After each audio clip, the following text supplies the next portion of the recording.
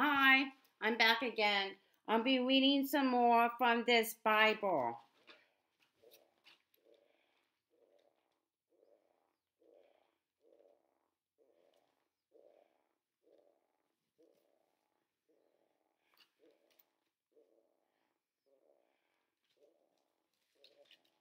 We're up to Genesis chapter 18. A son promised to Sarah. The Lord appeared again to Abraham while he was camped near the oak grove belonging to Mam Ori. One day about noon, as Abraham was sitting at the entrance to his tent, he suddenly noticed three men standing nearby. He got up and ran to meet them, welcoming them by bowing low to the ground. My lord, he said, if it pleases you, stop here for a while. Rest in the shade of this tree my servants, my servants, get some water to wash your feet. Let, let me prepare some food to refresh you. Please stay, please stay a while before continuing on your journey. On your journey.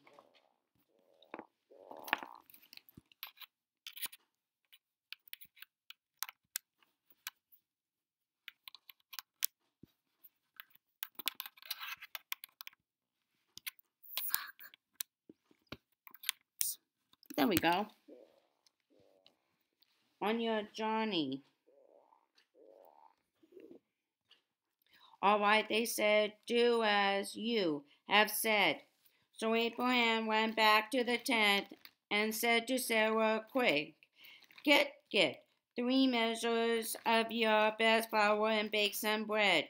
Then Abraham went out to the herd and chose a fat calf and told a servant to hurry and butcher it.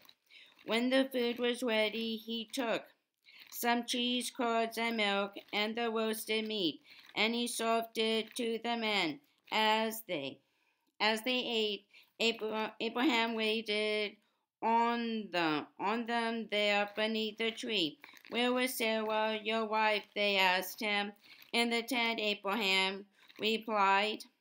Then one of them said, about this time next year I will return, and your wife Sarah will have a son. Will have a son. Now Sarah was listening to this conversation from the tent nearby, and since Abraham and Sarah were both very old, and Sarah was long past the age of having children, she laughed silently to herself. How could a how could a worn out woman like me have a baby? She thought. And when my master, my husband is also so old. Life then, life now. Tense, tense, tense, tense, tense. It's fun to go camping and sleep in a tent, but but how would you like to live in a tent? Abraham and his family did. In Bible times, tents were made of goat and camel hair. The hair was woven together into a thick, heavy cloth. When this cloth got wet, the animal hair would shrink, making making the tent nearly waterproof. These tents were quite big too. Everything the family owned had to fit in it. When a group of shepherds camped together, they often pitched, set up their tents in a circle. The leader's tent would be pitched in the middle of the circle. He would stick his spear in the ground outside his door to show he was in charge. Then the Lord said to Abraham, why did Sarah laugh? Why did she say, Canaan, old woman like me have a baby? Is, is, any, is anything too hard for the Lord? About a year from now, just as I told you, I will return, and Sarah will have a son. Sarah was afraid, so she denied that she had laughed. But he said, that is not true. You did laugh. You did laugh. Abraham intercedes for Sodom. Then the men got up from the meal and, and started on toward Sodom. Abraham went with them part of the way. Should I hide my plan from Abraham? The Lord asked. For Abraham will become a great and mighty nation, and all the nations of the earth will be blessed through him. I have singled him out so that he will direct his sons and their families to keep the way of the Lord and do what is right and just. Then I will do for him all that I have promised. So the Lord told Abraham, I have heard that the people of Sodom and Gomorrah are extremely evil, and that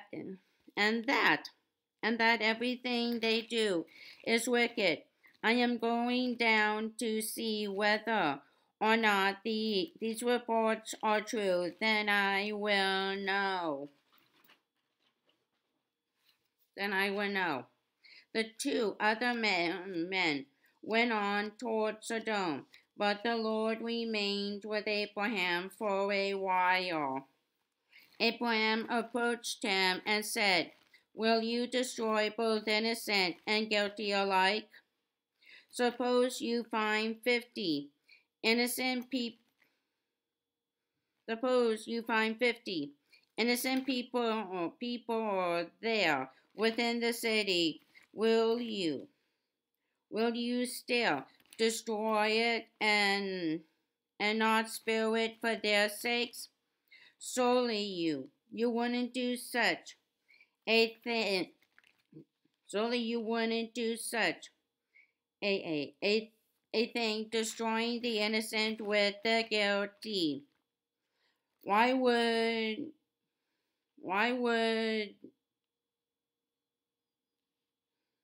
with the guilty? Why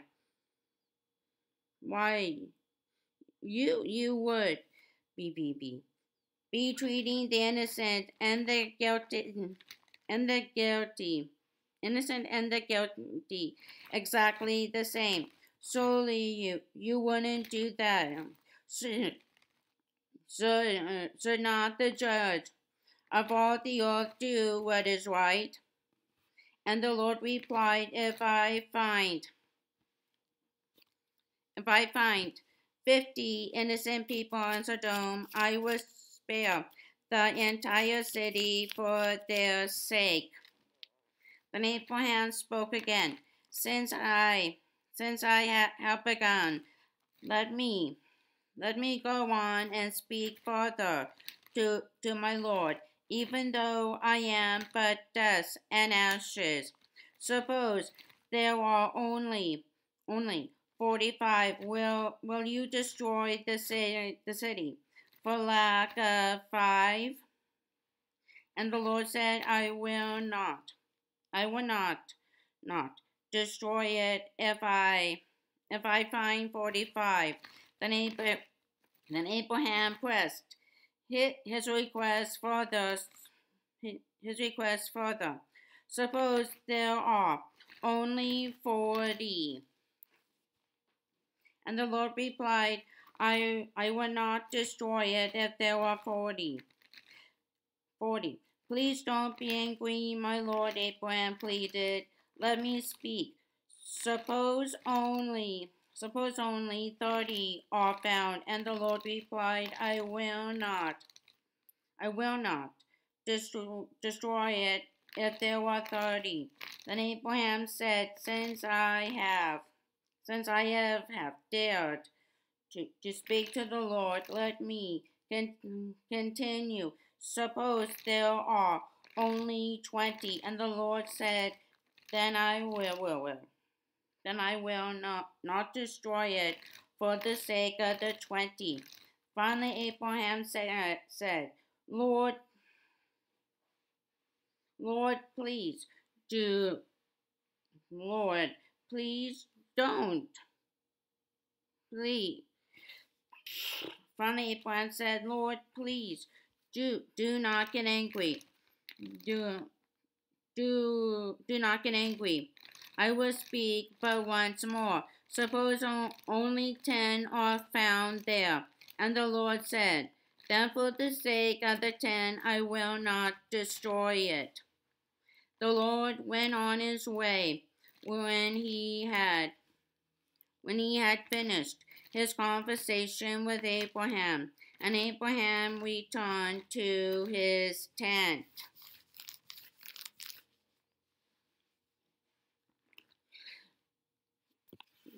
Genesis chapter 19, Sodom and Gomorrah destroyed. That evening the two angels came to the entrance of the city of Sodom, and Lot was sitting there as they arrived. When he saw them, he stood up to meet them. Then he welcomed them and bowed low to the ground. My lord, he said, come to my house to wash your feet and be my guest for the night. You may then get up in the morning as early as you like and be on your way again. Oh no, they said, we will just spend the night out here in the city square. But Lot insisted. So at last they went home with him. He set a great feast before them, complete with fresh bread made without yeast. After the meal, as they were preparing to retire for the night, all the men of Sodom, young and old, came from all over the city and surrounded the house.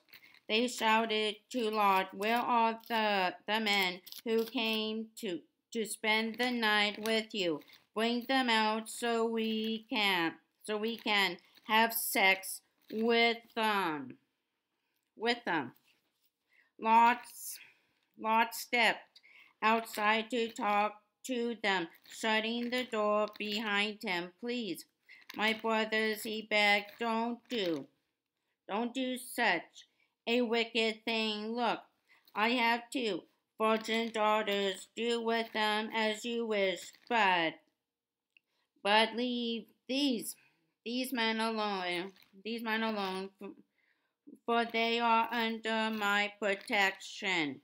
Stand back, they shouted. Who do you think you are?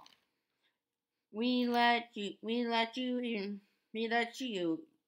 settle among us.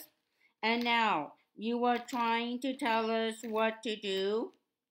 We would treat you far worse than those other men.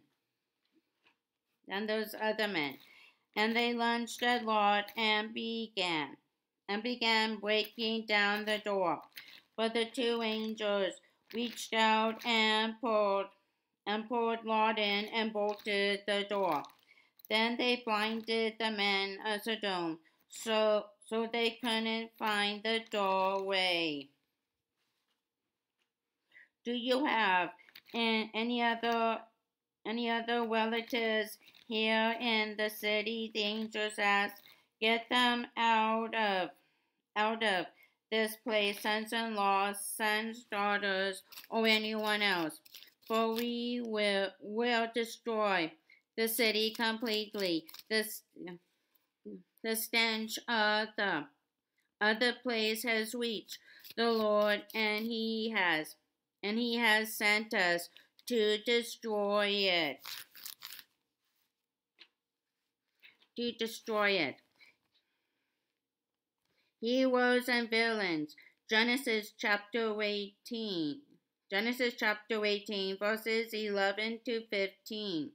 Sarah, you hold the eraser at the unsuspecting girl, thinking it will just whiz past her. Instead, it hits her right in the back of the head. You quickly look away and pretend to know nothing about it. Or your brother asks you where his radio control car is, and you say no idea, haven't seen it in days.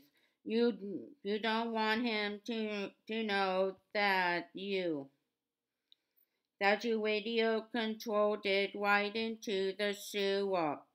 We have all all been in situations like that before, haven't we? Our first thought is to hide the truth that's lying. Most of the time we lie because we feel embarrassed or ashamed. That's exactly what Sarah did. Sarah was old enough to be a grandmother, 90 years old, maybe. That's why it was such a big surprise when God said she was going to have a baby. Sarah was nearby listening as God told Abraham the news. About this time next year, I will return, and your wife Sarah will have will have a a son. He said. Sarah could hardly believe her ears, and when she heard it, she laughed. The, the Lord heard her. Why did Sarah laugh? He asked Abraham. I didn't laugh, she lied from the next room. When was the last time you told a lie? Did did anyone find out? We can some we can sometimes hide the truth from others, but we can never hide it from God. He knows he knows he knows everything we think and do. Lying makes you feel bad, even if nobody else finds out. That is why the Bible tells us, put away all falsehood and tell your neighbor the truth, because we belong to each other. Ephesians chapter 4 verse 25. So Lot rushed out to tell his daughter's finances, quick, get out of the city, the Lord is going to destroy it. But the young man thought he was only joking. At dawn the next morning, the angels became insistent. Hurry, they said to Lot, take your wife and your two daughters who are here. Get out Get out of here right now, or you will be caught in the destruction of the city. When Lot still hesitated, the angel seized his hand and the hands of his wife and two daughters, and rushed them to safety outside the city. For the Lord was merciful. Run for your lives, the angels warned. Do not Stop anywhere in the valley and don't look back. Escape to the mountains or you will die. Or you will die. Oh no, my lords, please, Lot begged. You have been so kind to me and saved my life, and you have granted me such mercy, but I cannot go to the mountains. Disaster would, would, disaster would,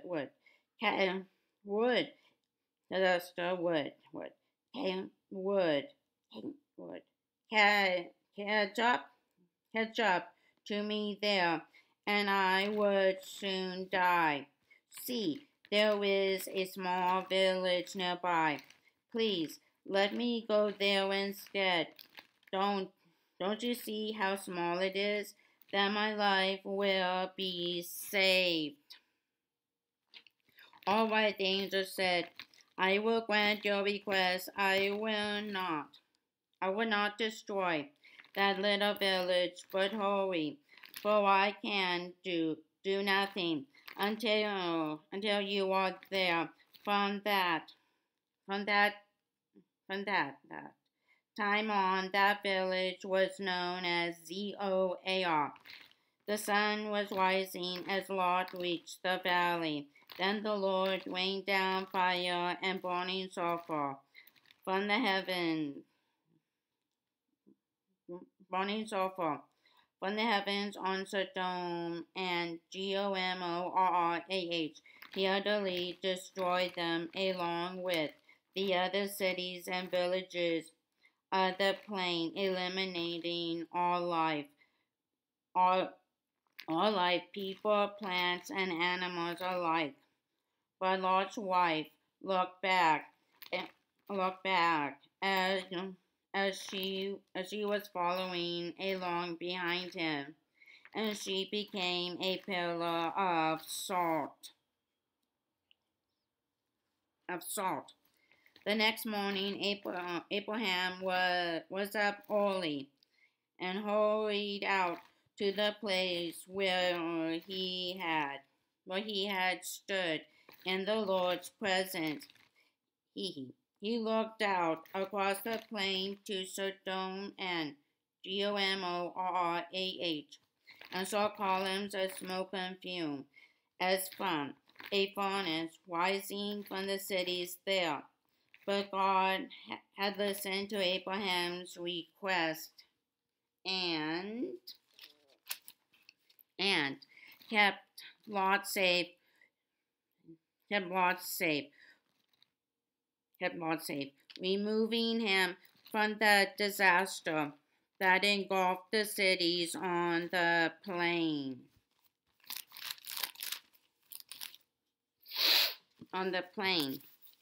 Lot and his daughters.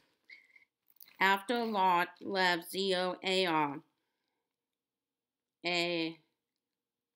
afterward Lot left Zoar because he was afraid of the people there, and he went to live in a cave in the mountains with his two daughters. One day the older daughter said to her sister, there isn't a man anywhere in this entire area for us to marry, and our father will soon be too old to have children. Come, let's get him drunk.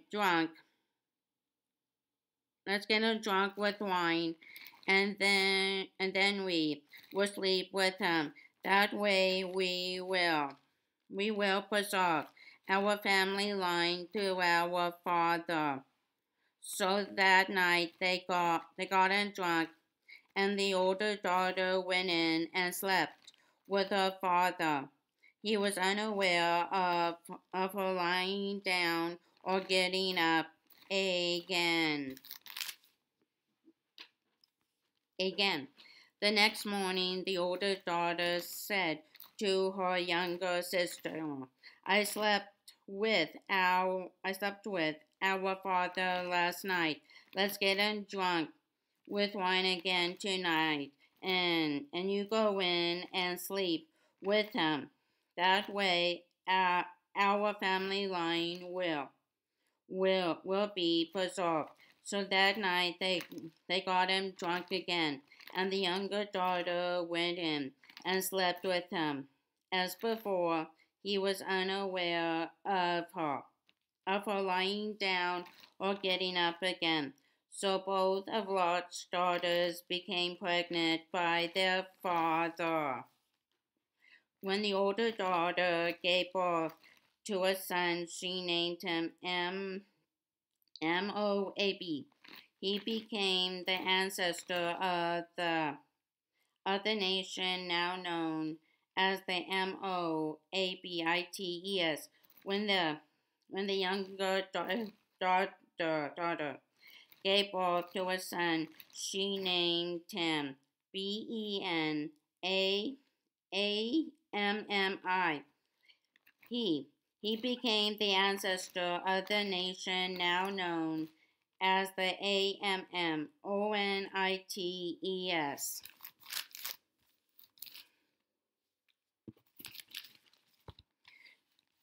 Genesis chapter 20. Abraham deceives. Abimelech. Now Abraham moves south to the Negev and settled for a while between Kadesh and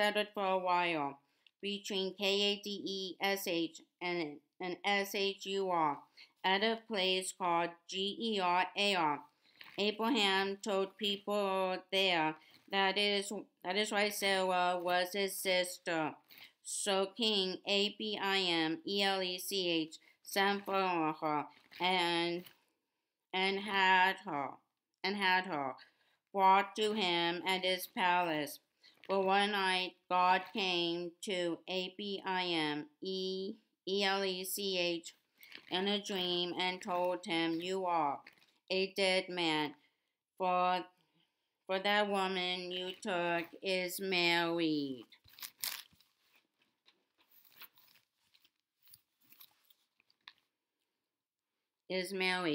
But Abimelech had not slept with her yet. So he said, "Lord, will you kill an innocent man?" Abraham told me, "She is my sister." And she herself said, "Yes, he is my brother." I acted in complete innocence. "Yes, I know you are innocent," God replied. "That is why I kept you from sinning against me. I did not let you touch her. Now return her to her husband, and he will pray for you, for he is a prophet. Then you will live. But if you don't return him, but if you don't return her to him, you can be sure that you and your entire household will die." Abimelech got up early the next morning and hastily called a meeting of all his servants. When he told them what had happened, great fear swept through the crowd. Then Abimelech called for Abraham. "What is this you have done to us?" he demanded. "What is this you have done to us?" he demanded. "What have I done to you that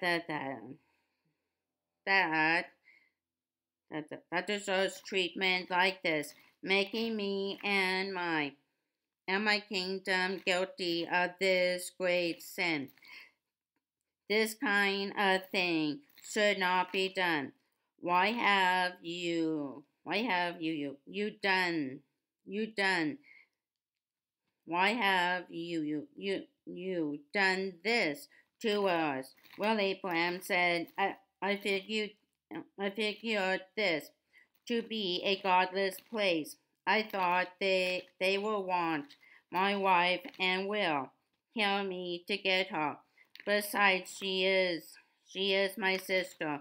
We both have the same father through though different mothers and I married her. When God sent me to travel far from my mother's home, I told her, wherever we go, have the kindness to say that you are my sister. Then Abimelech took sheep and oxen and servants, both men and women, and gave them to Abraham. And he returned his wife Sarah to him. Look over my kingdom, and choose a place where you would like to where you would like to live. Abimelech told him. Then he turned to Sarah. Look, he said, I am giving your brother 1,000 pieces of silver to compensate for any embarrassment I may have caused you. This was settle any claim against me in this matter. Then Abraham prayed to God, and God healed Elech, his wife, and the other woman of the household, so they could have children. For the Lord had stricken all the women with infertility as a warning to Abimelech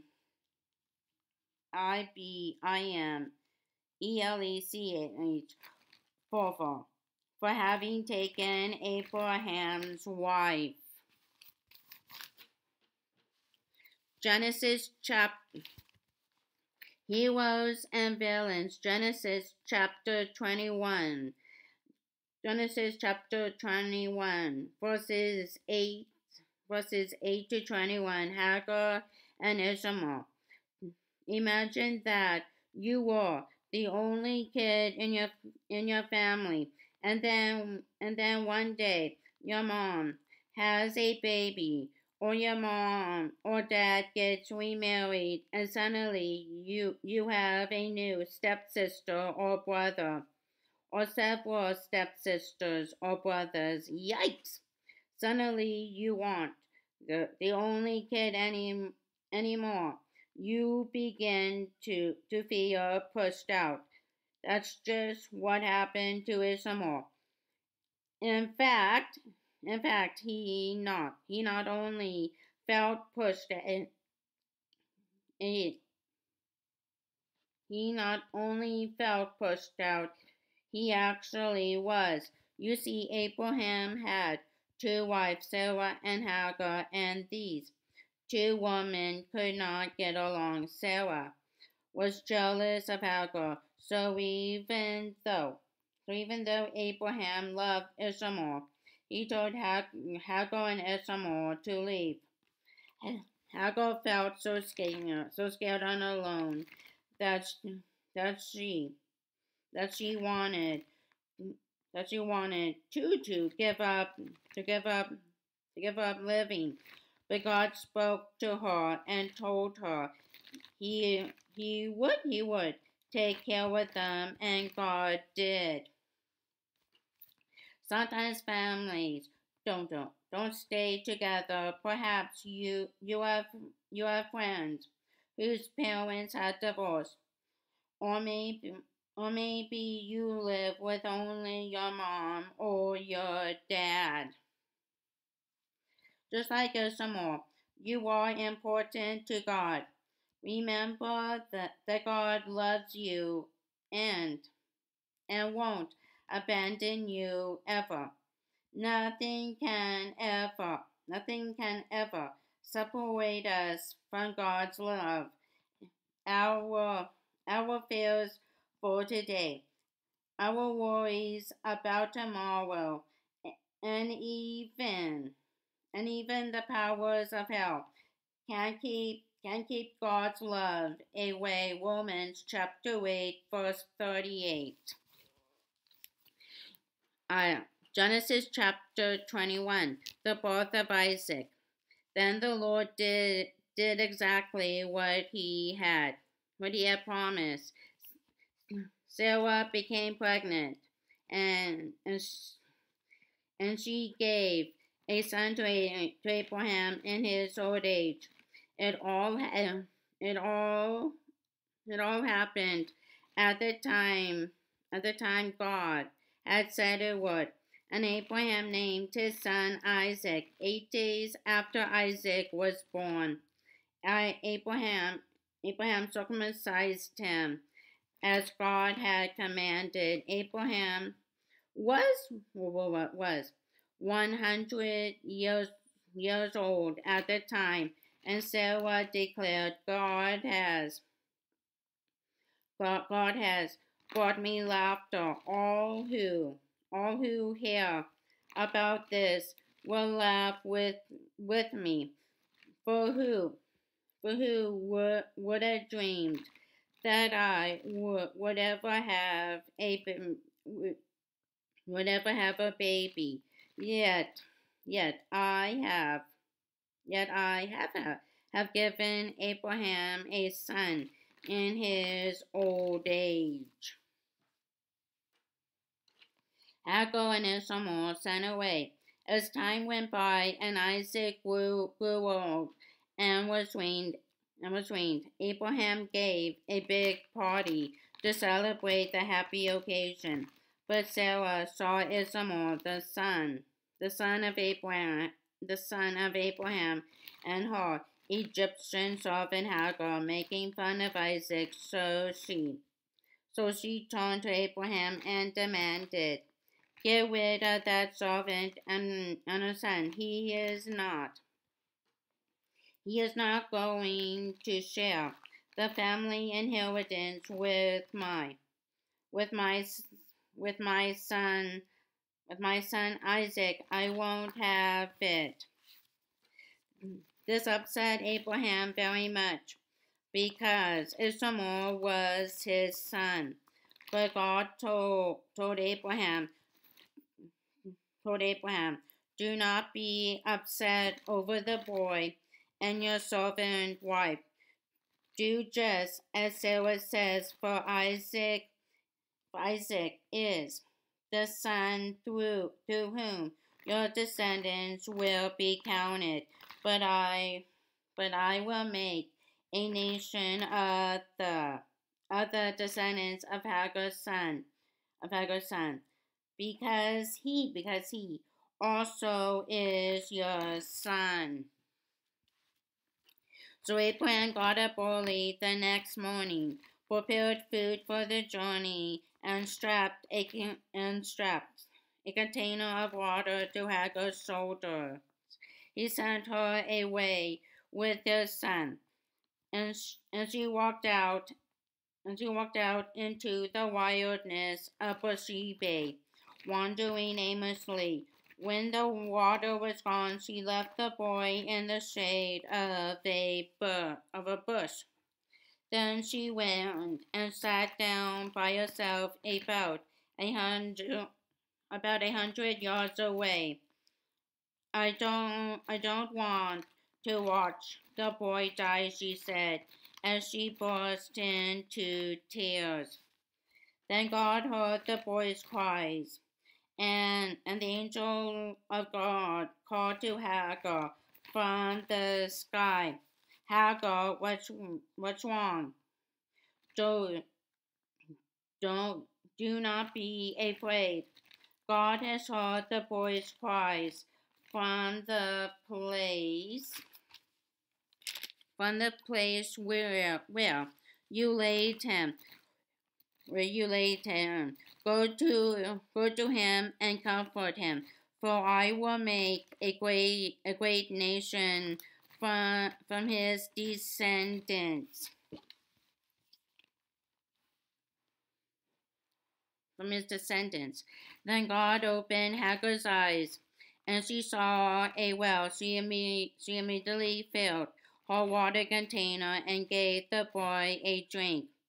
And God was with the boy as he grew up in the wilderness of Paran. He became he became an expert archer, and his mother arranged a marriage for him with a young woman from Egypt.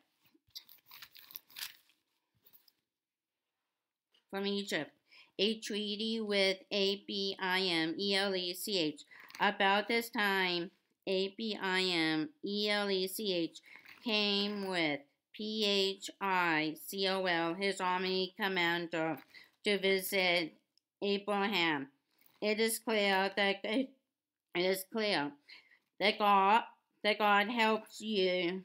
That God helps you in everything you do. Abimelech said, "Swear to me in God's name that you won't deceive me, my children or my grandchildren. I have been loyal to you. So now swear that you will be loyal to me and to this country in which you are living. Abraham replied, "All right, I swear to it." Then Abraham complained to Abimelech about a well that Abimelech's Parthia's servants had taken violently from Abraham's servants. This is the first I have heard of it. Abimelech said, and I have no idea who is responsible. Why didn't you say something about this before? Then Abraham gave sheep and oxen to Abimelech, and they made a treaty. But when Abraham took seven additional ewe lambs and set them off by themselves, Abimelech asked, "Why are you doing that?" Abraham replied, "They are my gift to you as a public confirmation that I dug this well. So ever since that place has been known as Beersheba, well of the oath,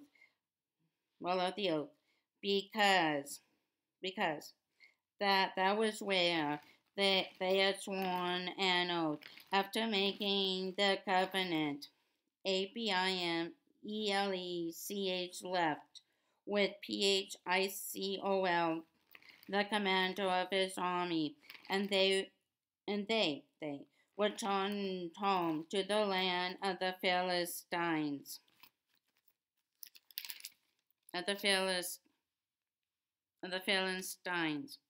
Then Abraham planted a Tamarisk tree at Beersheba, and he worshipped the Lord, the eternal God, at that place.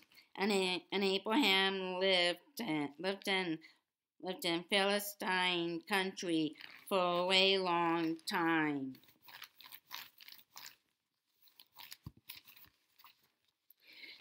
Genesis chapter 22. Abraham's obedience tested. Later on, God tested Abraham's faith and obedience. "Abraham," God called. "Yes," he replied, "here I am. Take your son, your only son, yes, Isaac, whom you love so much, and go to the land of Moriah. Sacrifice him there as a burnt offering on one of the offer, offering on one of the mountains which I will point out to you. The next morning Abraham got up early. He saddled his donkey and took two of his servants with him along with his son Isaac. Then he chopped wood to build a fire for a burnt offering and set out for the place where God had told him to go. On the third day of the journey, Abraham saw the place in the distance. Stay here with the donkey, Abraham told the young man. The boy and I will travel a little further. We will worship there, and then we will come, and then we will come right back. Abraham placed the wood for the burnt offering on Isaac's shoulders, while he himself carried the knife and the fire. As the two of them went on together, Isaac said, "Father." "Yes, my son," Abraham replied. "We have the wood and the fire," said the boy, "but where is the lamb for the sacrifice?" "God will provide a lamb, my son," Abraham answered. And they, and they, and they, and they both went on together. When they arrived at the place where God had told Abraham to go, he built an altar and placed the wood on it. Then he tied Isaac up and laid him on the altar over the wood. And Abraham took the knife and lifted it up to kill his son as a sacrifice to the Lord. At that moment, the angel of the Lord shouted to him from heaven, "Abraham, Abraham." "Yes," he answered, "I'm listening." "Lay down the knife," the angel said. "Do not hurt the boy in any way, for now I know that you truly fear God. You have not. You have not. With You have not withheld even your beloved son from me." Then Abraham looked up and saw a ram caught by its horns in a bush. So he took the ram and sacrificed it as a burnt offering on on the on the on the on the altar in place of his son. Abraham the place named the place. "The Lord will provide." This name has now become a proverb. On the mountain of the Lord it will be provided. Then the angel of the Lord called again to Abraham from heaven. "This is what the Lord says. Because you have obeyed me and have not withheld even your beloved son, I swear by my own self that I will bless you richly. I will multiply your descendants into countless millions, like the stars of the sky and the sand on the seashore.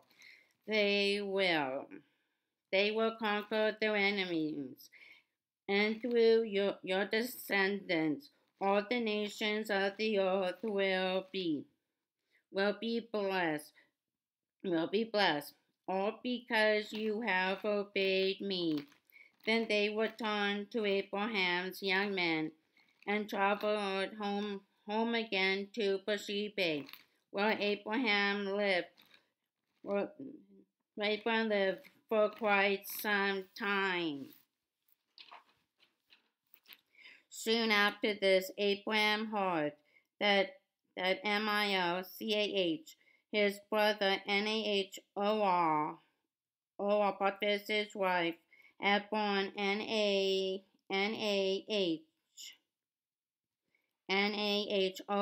8 sons.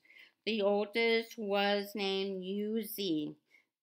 The next oldest was Buz, followed by Kemuel, the father of Aram, Kesed, Hazo, Pildash, J Jidl, Jidlaph, and Bethuel. Bethuel became the father of Rebekah. In addition to his 8 sons from Milcah, Nahor had four other children from his concubine, Reumah. Their names were Tebah, Gaham, Tahash, and Maachah. Genesis chapter 23. The burial of Sarah. When Sarah was 127 years old, she died at Kiriath-Arba,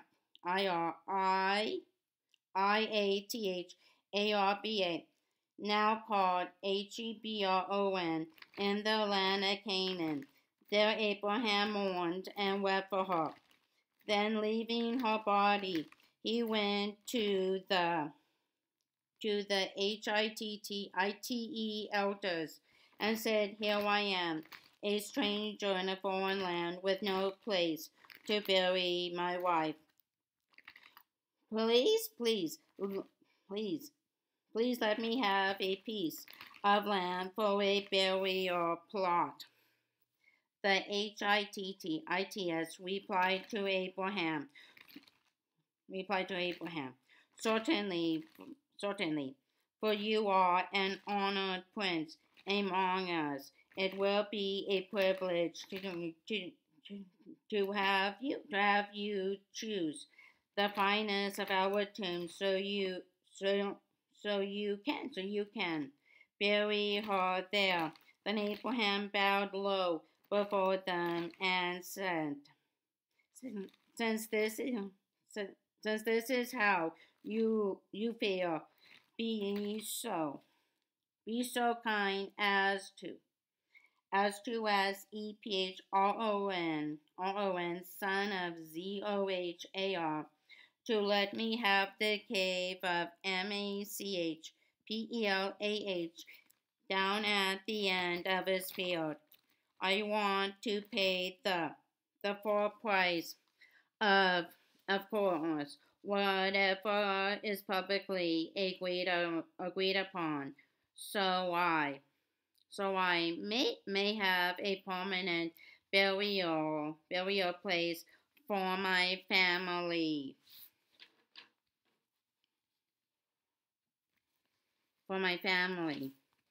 Epron was sitting there among the others, and he answered Abraham as the others listened, speaking publicly before all the elders of the town. "No, sir," he said to Abraham, "please listen to me. I will give you the cave and the field. Here in the presence of my people, I give it to you. Go and bury your dead." you're dead. Life then, life now, caves. Abraham buried Sarah's body in a cave. Caves were often purchased by families and used as places of burial. A shelf was carved in the stone wall of the cave. The body was placed there until it decayed. Then the bones were later removed to another part of the cave so the stone shelf would be ready when the next family member died. Abraham bowed again to the people of the land, and he replied to Ephron as everyone listened. No, listen to me, he insisted. I, I will buy it from you. Let me pay the full price for the field, so I can bury my dead there. Well, Ephron answered, the land is worth 400, 400 pieces of silver. But well, but what is that between friends? Go ahead and bury your dead.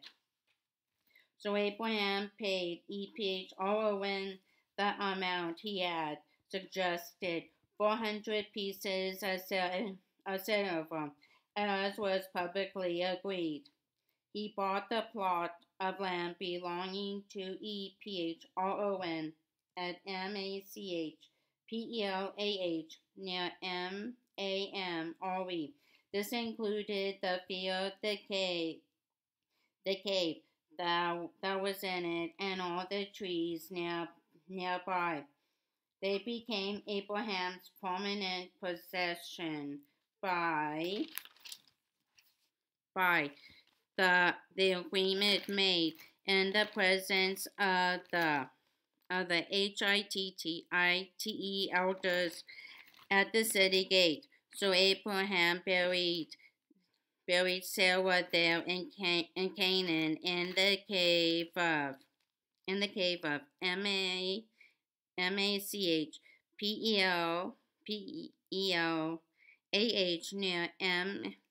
near Mamre, which is at Hebron. The the field and the cave was sold to Abraham by the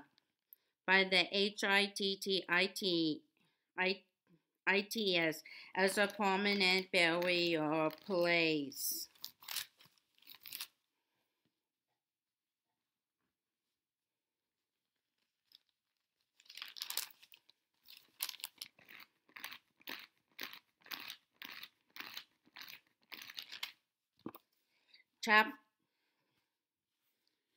Genesis chapter 24. Isaac marries Rebekah.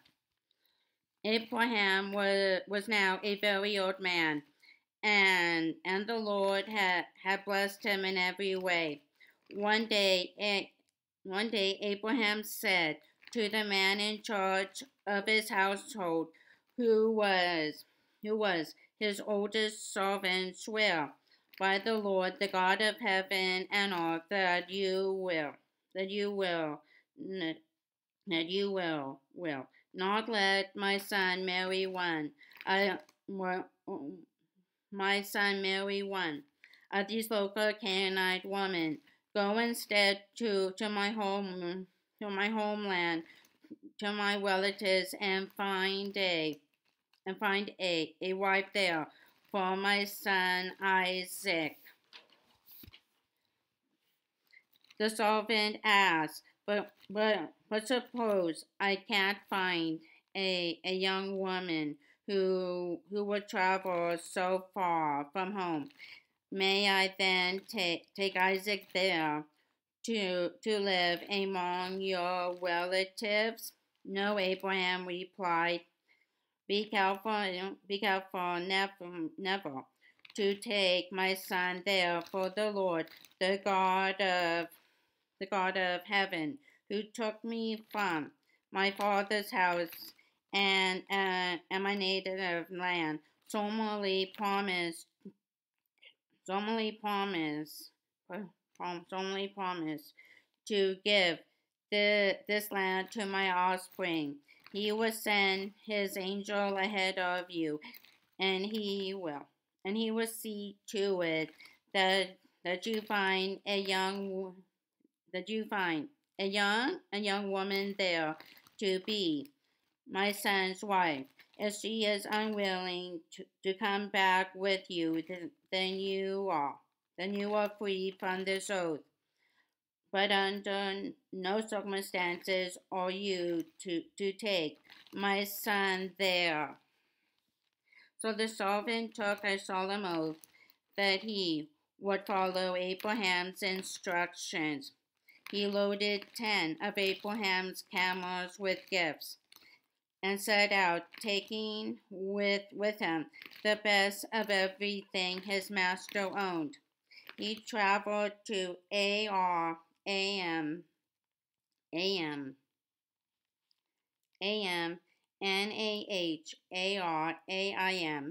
and went to the village where Abraham's brother Nahor had settled.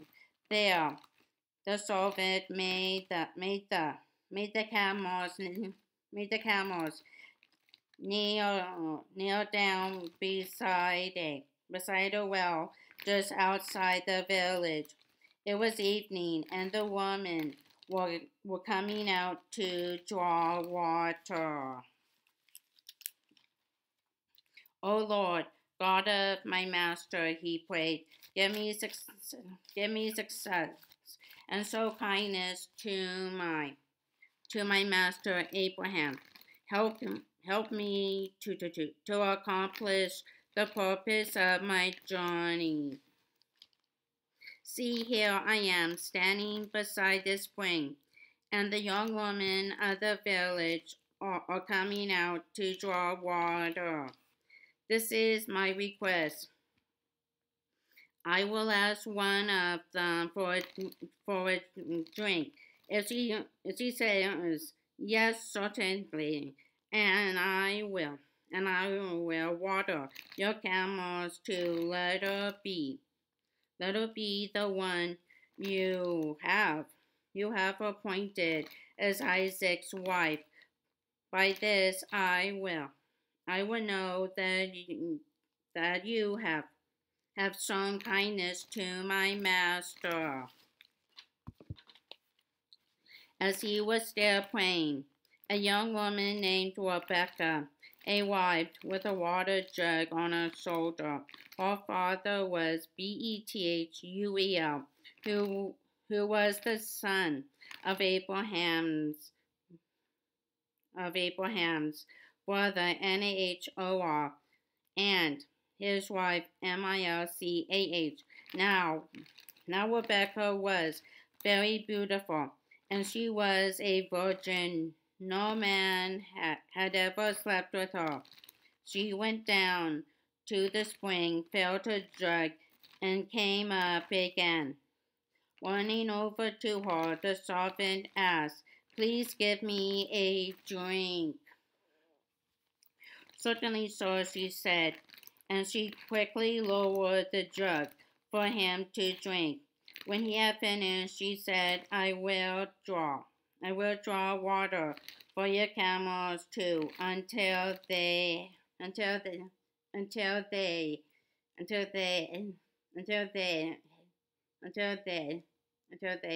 have had enough."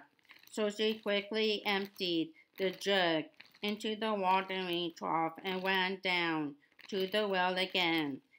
She kept carrying water to the camels until they had finished drinking.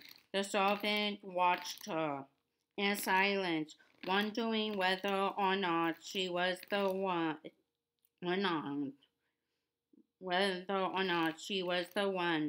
the Lord intended him to meet. Then at last, when the camels had finished drinking, he gave her a gold ring for her nose and 2 large gold bracelets for her wrists. Whose daughter are you? He asked. Would your father have any room to put us up for the night? My father is Bethuel, she replied.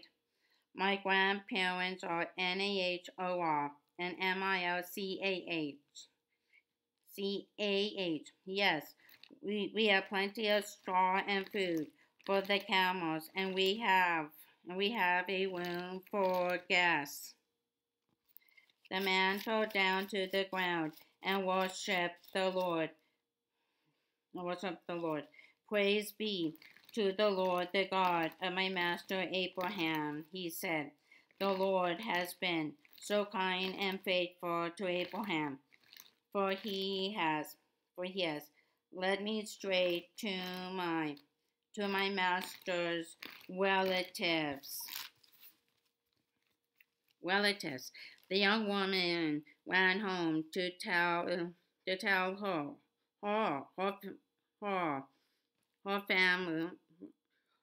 family about all that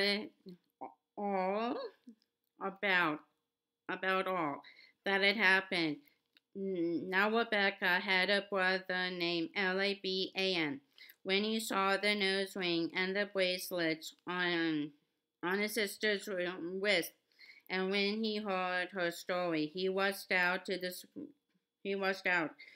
spring where the man was still standing beside his camels. Laban said to him, "Come and stay with us, you who are blessed by the Lord. Why do you stand here outside the village when we have a room all ready for you and a place prepared for the camels?"